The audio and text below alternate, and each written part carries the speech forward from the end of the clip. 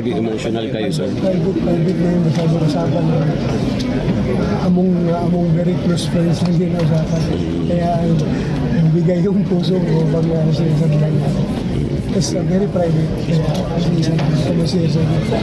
Sir, pero nagkausap na kayo ni Tito Sen kanina, nilapitan nyo na, narinig yung paliwanag niya. Ano po pagtanggap nyo dun? Okay, wala akong sabay ang loob sa kanya.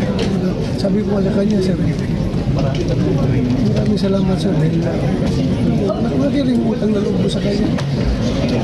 While I was in hiding, alam kong inalagaan niya yung opisina ko. Hindi niya pinapabayaan. Tapos, hindi pa ito panahon ng bastusan. Panahon ng mga crucial times na na-challenge yung integrity ng Senado. Dapat magkakaisa. Yung gusto kong mangyari. Sir, nalagaan niya yung opisina niya. Kahit na wala ako pero kapag siya naman yung opisina ko, di ba, nagpapile ng mga bills, nagpapile ng mga resolutions. So, kahit wala ako, yung opisina ko, nire-release pa rin niya. Nagpapangsyon ng opisina.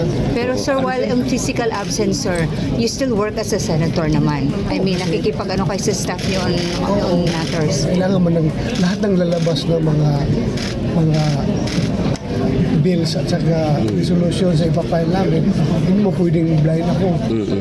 Somehow, magpipili isa, sir, okay ka dito. Huwag yan, hindi maganda yan. Sir, paano namin? Isig na namin, sir. Isig na.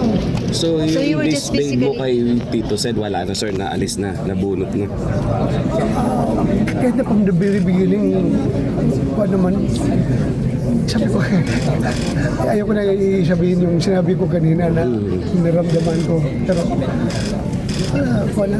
Much better na. What's better? Do you feel safe here, Sen, in the Senate? Do you feel safe here in the Senate? Huh? Do you feel safe here in the Senate?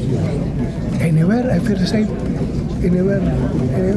Mas safe sana ako sa bahay ko, pero mas safe dito.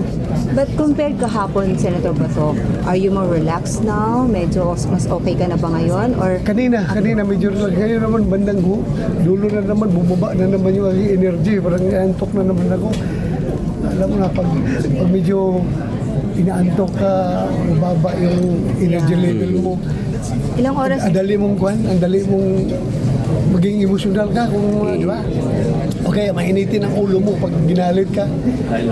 Si Bungo may sinabi sa akin na masyadong emosyonal, kaya bumigay. Sir, hanggang weekend, kahit weekend, dito lang kayo, sir. Hanggang weekend. Hintayin ko yung super. Sir, Walang, hope and pray na sana. Yun lang naman natin.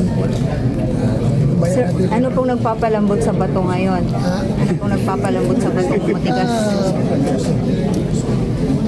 Kahit nabato tayo, tao pa rin tayo. Tao pa rin tayo.